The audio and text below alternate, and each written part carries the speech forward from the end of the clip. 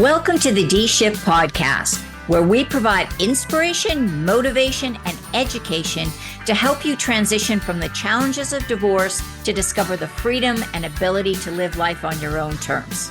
Are you ready? Let's get this shift started.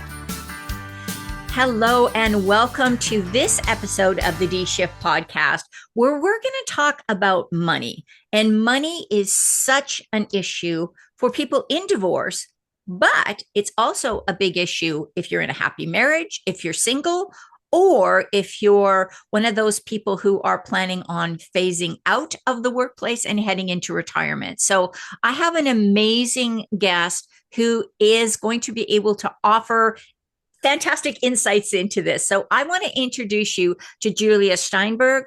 She is a money coach with extensive experience in corporate finance, and she helps high earners design custom money systems that align with their values and helps them grow their wealth in a way that feels not icky to people. And that's, let's face it, money can be icky for a lot of us. So Julia, welcome.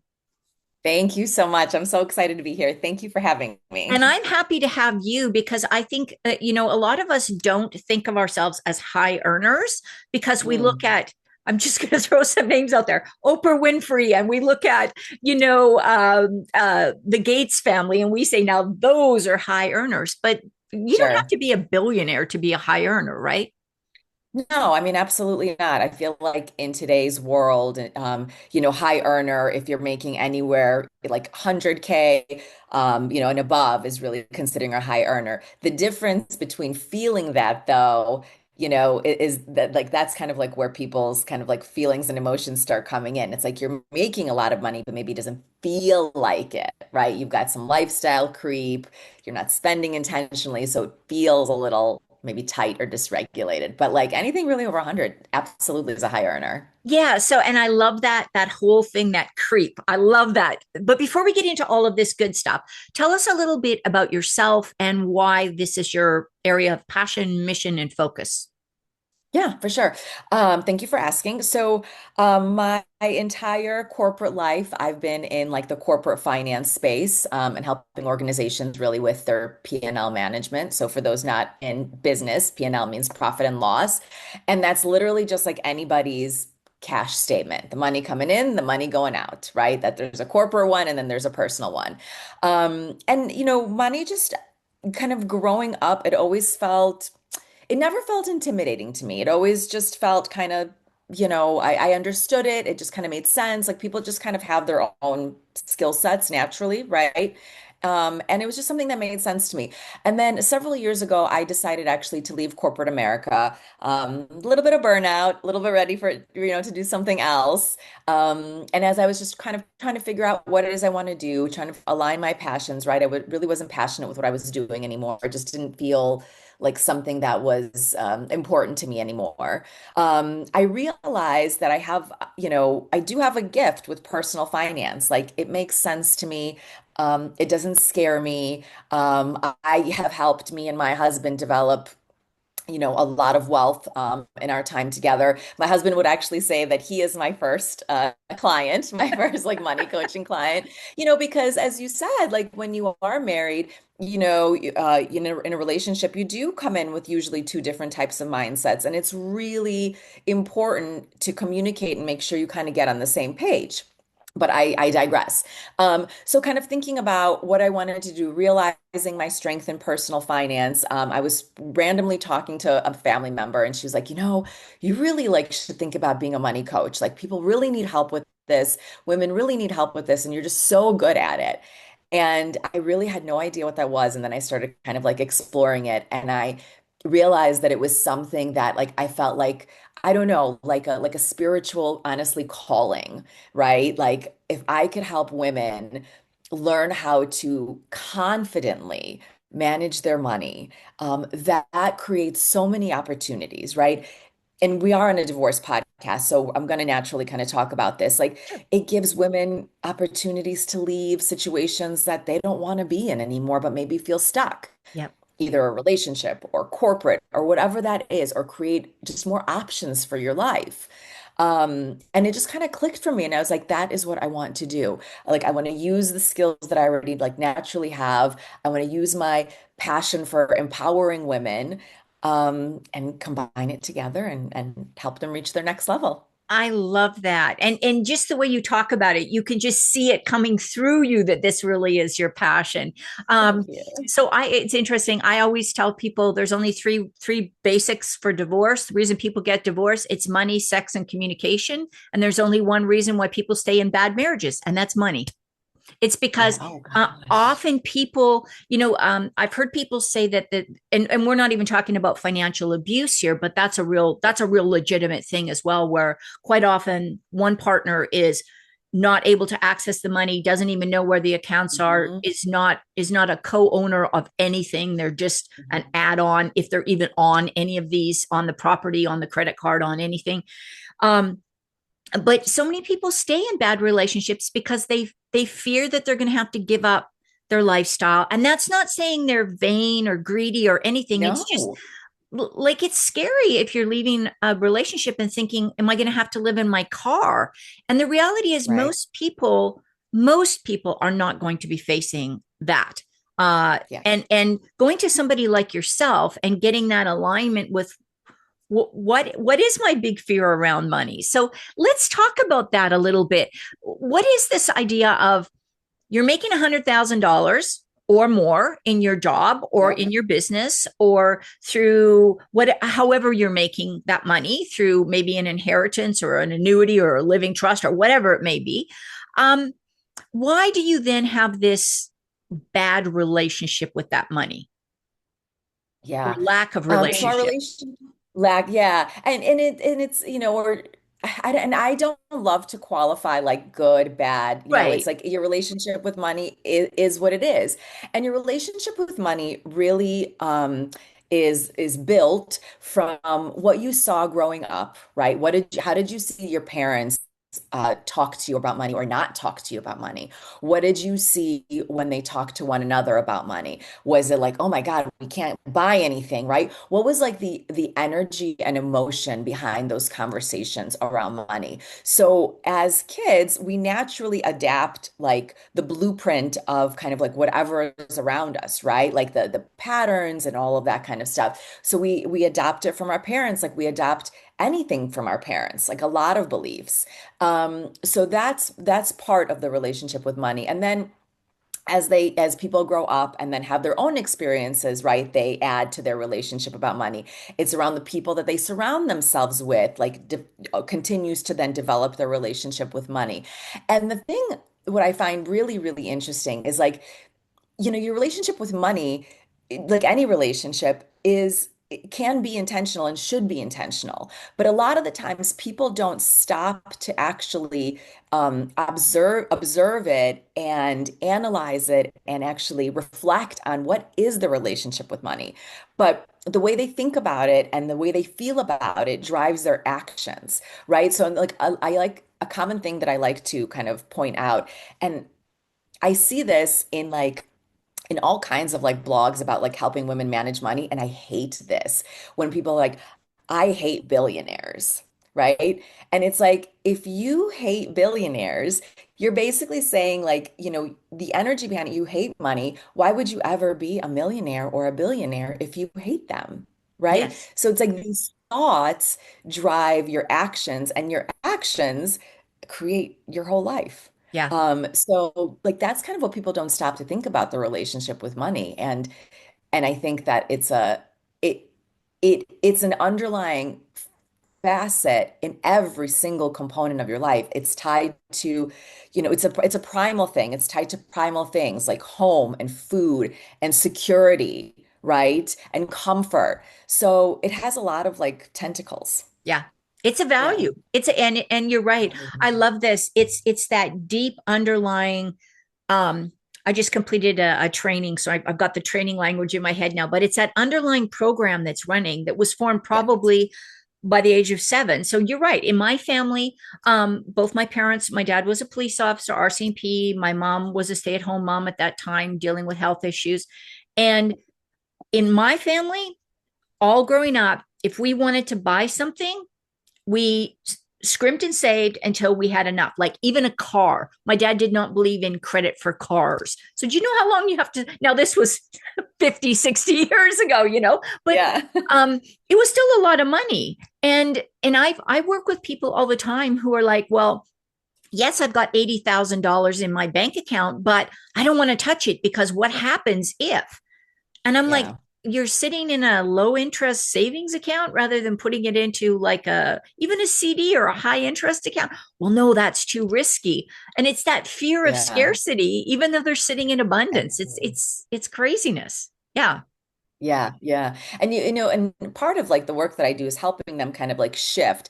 So there's a lot of things there, right? There's like that could be rooted in identity, right? Like they don't believe that they can grow wealth. I mean, there's so many different factors in something like that. And I did early on in my career, I encountered someone that I was talking to, and she came from a background of like scarcity. And I remember when I was talking to her and about potentially working together, she's just like, "Oh no, no, no, no, I can't." And then she told me, I think she had like $80,000 saved, which is, but that's for just in case, Yeah. right? Just in case. And it's like, so I think it's really important to understand your values and work with your values. Some people do value security and low risk much more than others.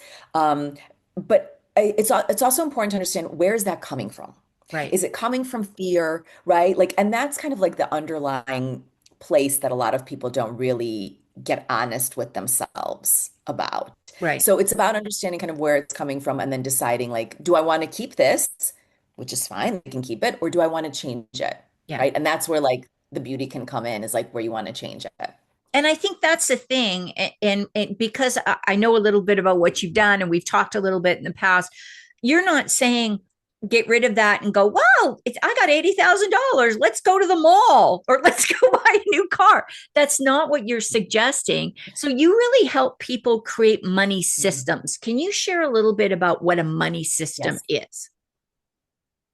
Absolutely. I help people do a couple things. I help them spend with intention, right? And help them figure out what is their goal for their life, which can freak people out, right? Because we're kind of on autopilot in our world, right? So it's like it's a time to really pause and reflect and do something with intention. So one, it's the spend with intention. And two, it's create that system that helps them. So, my recent clients that I'm helping with, she's like, I make a lot of money, but she's like, it's just kind of like in a pile. And like when I need it, I'll just pluck it, right? And like so it doesn't have any intention, it doesn't have any direction. So one of the things that we worked on together was like, well, let's create some buckets, some goals. Do you want retirement, money? Do you want wealth growth? Do you want to buy a house or whatever it is? So creating a system is about figuring out how you want to allocate your money and then having that either, kind of setting up automatic things, if you will, transfers, but just like knowing in your mind too, like if you're somebody that works on commission, right? And like it's kind of creating a system that gives you steady income while also then being able to invest and create like your emergency fund.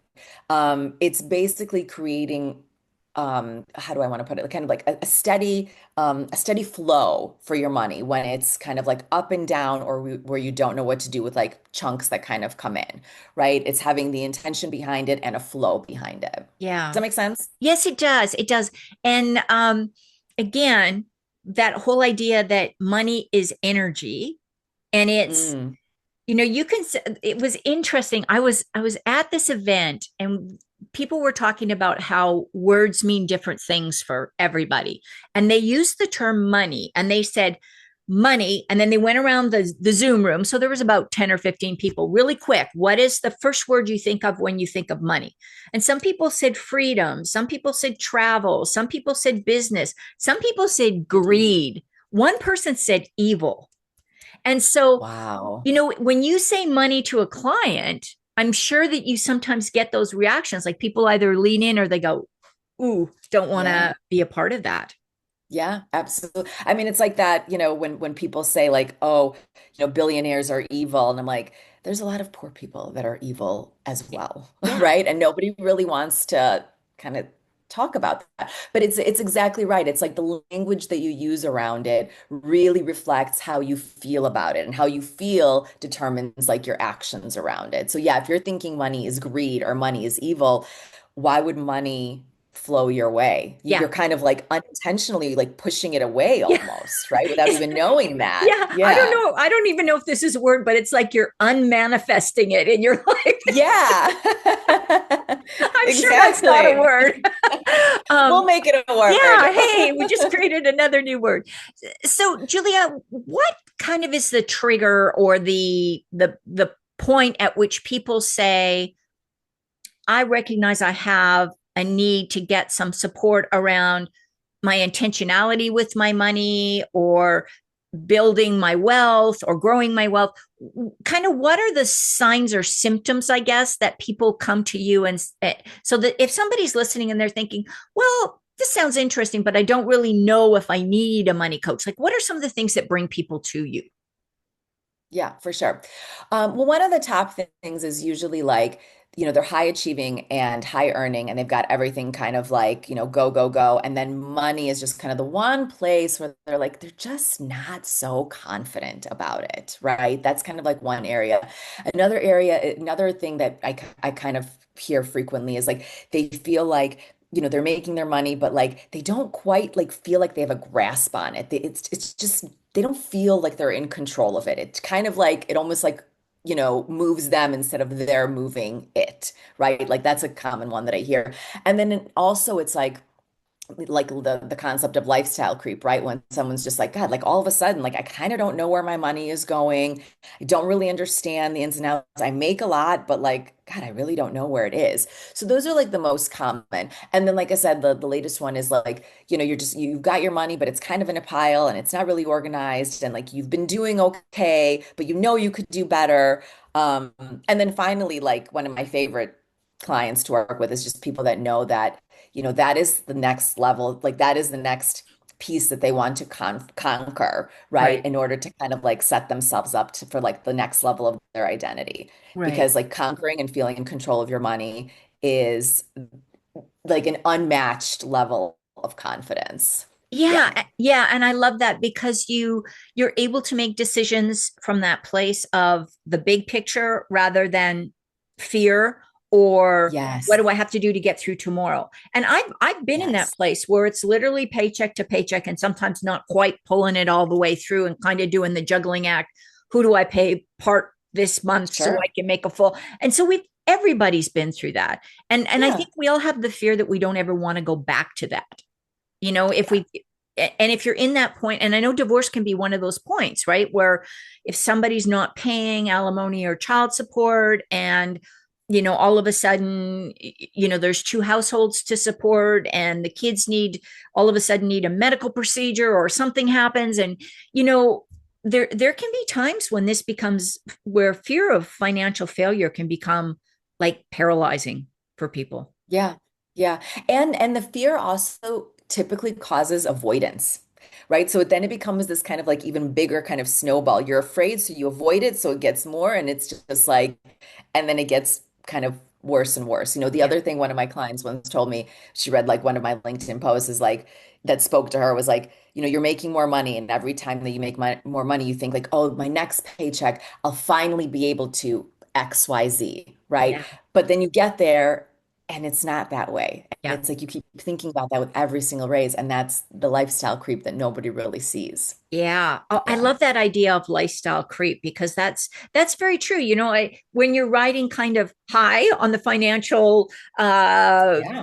life, you start, adding those subscriptions and Yeah. you know, chalking up your Amazon monthly orders to Absolutely. your subscriptions. And then Absolutely. all of a sudden you hit a financial challenge and all of those subscriptions and plans and everything else, those Yeah. monthly bills, they're still coming in.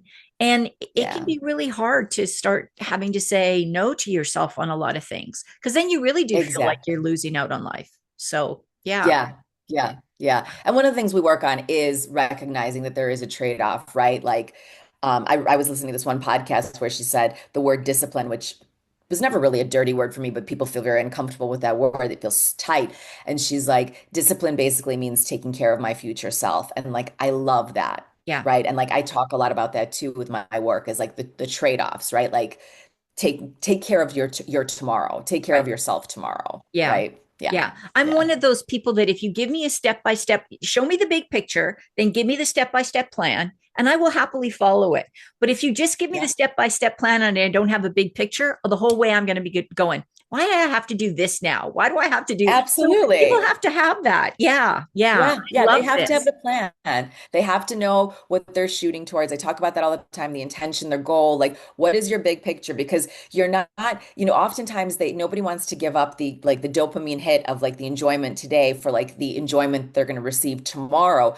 But that enjoyment they receive tomorrow when you don't have to worry if you have enough money, when like garage door breaks and you have to fix your car, right? Like all that stuff, that is so much more peaceful and enjoyable Right. than the immediate dopamine hits. Right. Yeah. And so that I am going to say something that I hope I don't offend anybody too much, but it always makes me double think when people save a lot to buy like a designer purse that costs more than some people have a monthly budget for, Sure. or even I had a friend who recently purchased a purse and spent honestly more than I spent on my very first car. Now it was a used car, mind you, but had no problem dropping $5,000 for a purse. And I'm thinking, really? Like, I'm sorry, but I go to Walmart and I buy one for Yeah. 20 bucks. It does the same thing. And there's nothing wrong with having that purse if you have budgeted and if it's part of your big picture. What you don't want to do is make an Yeah. impulse purchase for a $5,000 purse Yeah. when you got a mortgage due that you can't make the can't make the mortgage payment, things like that, right? Yeah, I hear that. And I also want to talk about that too because it's like I love nice things. I love Yeah. nice bags. I will spend it. But like again, it's like recognizing what your values are and then recognizing like there's a path to that, right? Yeah. Like you still have to pay your mortgage. Like that is unavoidable, right? Like and you can do that and you can buy that purse that more than somebody's car payment intentionally. Yes. Like you can pay for that, right? Right. So it's like I don't, yeah, I totally hear that, and I think that the difference is like the intention versus kind of like the unintentional. I'm just going to do it, Yeah, right? yeah, and I just picked on purses, but I can say the same thing. There have been times when I've gone and bought a horse that I really didn't need, and then I've got to feed it for the rest of the time. So yeah, I mean, these kind of things. It doesn't matter whether it's horses, purses, cars, whatever it may be. Exactly. We've all got our thing that we're our guilty pleasure. Maybe I don't know if even want to call it, because it's not a guilty pleasure if you plan for it, if it's in your Yeah. picture, and if you're in a position where, hey, I'm not taking food off the kids' table, and I'm still able to live my life the way I want to. And yes, I would love to have this purse. I would love to have the McMansion house or whatever it is Yeah. that you want. Nothing is bad. It's just you got to plan for it. So I love this perspective. I really do. Julia, you have shared a ton of information, and I think I took us down a little bit of a rabbit hole there at the end. Sorry about that. But what, It's okay. I love it. well, I think we all have these thoughts every now and then. What do you think is the most important thing that you would like the listeners to think about when they go on about their busy days? I think what I want people to take away is like, it's kind of like it's kind of like, death and retirement, right? You don't want to face it, right? But it's coming. And the sooner that you address your relationship with money and look at your relationship with money and intentionally create your relationship with money, the sooner that you will feel financial security, empowerment, and freedom. Because financial freedom just doesn't just come from, having a cushion in your bank account. The financial freedom comes emotionally, right? Knowing and peace of mind. So that's what I would say. I think we get so caught up in like the hamster wheel of our lives and on autopilot, and you just don't pause to stop and think about it. And it's driving all of your decisions, whether you know it or not. And I would say the sooner you look at it, the better off you will be, the happier you Yes. will be ultimately. Yeah. Great message. Great message. Julia, if people are interested in finding out more about what you do or working with you, what's the best way to reach you? Yeah, my website, moneycoachjulia.com. That What? simple. Wonderful. Yeah. Julia, thank you so much for being on the D Shift podcast. Thank you, Marty. I had such a lovely time. Thank you for having me. Well, and I so enjoyed this conversation. We'll definitely have to do this again. And I want to thank everybody for listening in to this episode of the D Shift. And don't forget to tune in to our next episode.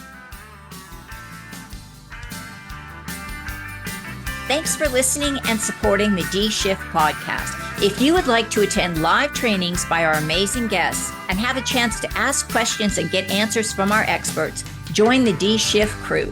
For more details and to sign up, head on over to www.divorcecoachforwomen and click on the podcast page.